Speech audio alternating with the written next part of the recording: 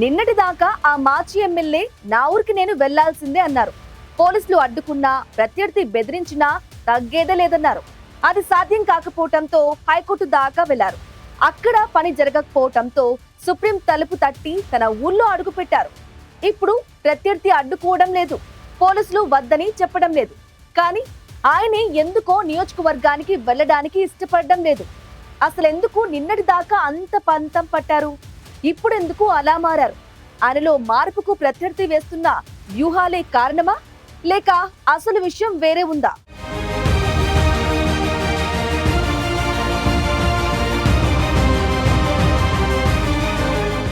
Time బాగోలేకపోతే ఒకసారి తాడు కూడా పామవుతుందంటారు. ప్రస్తుతం తాడిపత్రి మాజీ ఎమ్మెల్యే కేతిరెడ్డి పెద్దారెడ్డి విషయంలో కూడా ఇదే జరుగుతోంది. ఎందుకంటే నిన్నటిదాకా పెద్దారెడ్డి తన సొంత నియోజకవర్గమైన తాడిపత్రికి వెళ్లేందుకు ఎన్నో ప్రయత్నాలు చేశారు. చివరికి ఆ విషయంలో తన మాట నెగ్గించుకున్నారు. కానీ ఇప్పుడు సీన్ రివర్స్ అయింది. తాడిపత్రి మున్సిపల్ చైర్మన్ జేసీ ప్రభాకర్ రెడ్డి, మాజీ ఎమ్మెల్యే కేతిరెడ్డి పెద్దారెడ్డి మధ్య దశాబ్దాలుగా ఆధిపత్య పోరు నడుస్తోంది. 2019 ఎన్నికల్లో పెద్దారెడ్డి విజయంతో జేసీ కుటుంబానికి ఇబ్బందులు ఎదురయ్యాయి.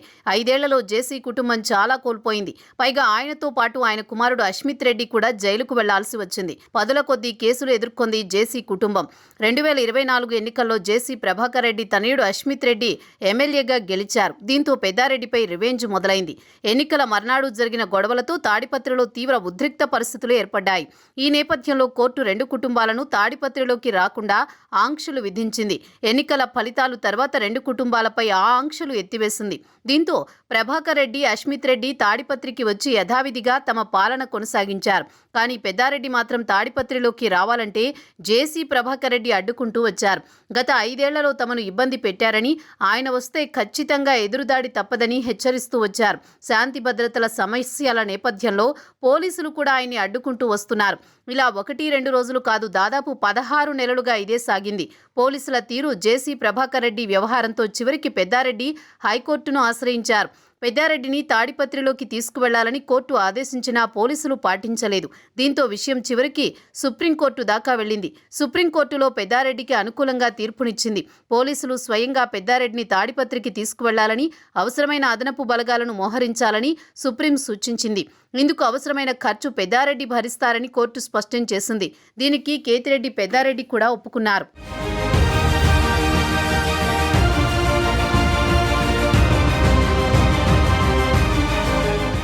ఎట్టకేలకు 14 నెలల తర్వాత పెద్దారెడ్డి భారీ పోలీసు భద్రత మధ్య తాడిపత్రి చేరుకున్నారు. తన ఇంటికి చేరుకొని ఇక నుంచి పార్టీ కార్యకలాపాలు యథావిధిగా సాగుతాయని స్పష్టం చేశారు. పెద్దారెడ్డి తన సొంత నియోజకవర్గంలోకి అడుగు పెట్టేందుకు ఒక యుద్ధమే చేయాల్సి వచ్చింది. కానీ ఇప్పుడు ఆయన తన ఇంటికి రావడానికి కొంత ఇబ్బంది పడుతున్నట్టు తెలుస్తోంది. దీనికి పోలీస్ సెక్యూరిటీనే ప్రధాన కారణంగా తెలుస్తోంది. పెద్దారెడ్డి ఎప్పుడు తాడిపత్రిలోకి ఎంట్రీ ఇచ్చినా అదనపు బలగాలు మోహరిస్తుంటే దానికయ్యే ఖర్చు ఆయనే భరించాల్సి వస్తోంది. మొదట్లో ఆయన తాడిపత్రికి రావడానికి ఏకంగా 300 మందికి పైగా పోలీసులతో బందోబస్తు నిర్వహించారు. ఇందులో ఎస్పీ దగ్గర నుంచి ఏఎస్పీ, డీఎస్పీలు, సీఐలు, ఎస్ఐలు ఇలా చాలా మంది లిస్ట్ ఉంది. వీరందరికీ టీఏ, డిఏలతో సహా అలవన్సులన్నీ ఇవ్వాల్సి ఉంటుంది. దీని ప్రకారం మొదటి రోజు వచ్చినందుకే దాదాపు 20 లక్షలు చెల్లించాల్సి రావడంతో పెద్దారెడ్డి ఒప్పుకోలేదని తెలుస్తోంది. ఆ రోజు తన స్వగ్రామం తిమ్మంపల్లి వద్ద నుంచి తాడిపత్రి వరకు పోలీసు బందోబస్తు నిర్వహించారు. ఈ సెక్యూరిటీ ఖర్చంతా తానెందుకు భరించాలని, కేవలం తన ఇంటి చుట్టూ ఉన్నవారి సెక్యూరిటీ విషయంలోనే తనది బాధ్యత అని పెద్దారెడ్డి చెప్పినట్టు సమాచారం. సెక్యూరిటీ ఖర్చుపై పెద్దారెడ్డి తర్జనభర్జన పడుతుండగానే జేసీ ఎంట్రీ ఇచ్చారు. సుప్రీంకోర్టు చెప్పిన విధంగా పెద్దారెడ్డి పోలీసులకు ఎంత డబ్బు చెల్లించాలో చెప్పాలని ఆర్టీఐ యాక్ట్ ద్వారా దరఖాస్తు చేశారు. పెద్దారెడ్డికి ముఖ్యమంత్రి స్థాయి బందోబస్తును ఉచితంగా కల్పిస్తూ ప్రజాధనాన్ని దుర్వినియోగం చేస్తున్నారని జేసీ ఆరోపించారు. ఆయనకు భద్రత కావాలనుకుంటే నిబంధనల ప్రకారం రుసుము చెల్లించాలి. అలా చెల్లించని పక్షంలో బందోబస్తును వెంటనే ఉపసంహరించుకోవాలని ప్రభాకర్ రెడ్డి డిమాండ్ చేశారు. పోలీసులు చలానా రూపంలో పెద్దారెడ్డి నుంచి ఎలాంటి రుసుము వసూలు చేయలేదని జేసీ ప్రభాకర్ రెడ్డి ఆరోపించారు. కేవలం లేఖతోనే ఆగకుండా పెద్దారెడ్డి నుంచి డబ్బులు వసూలు చేయకుండా భద్రత కొనసాగిస్తే పోలీసులకు వ్యతిరేకంగా న్యాయస్థానాన్ని ఆశ్రయిస్తానని జేసీ ప్రభాకర్ రెడ్డి హెచ్చరించారు.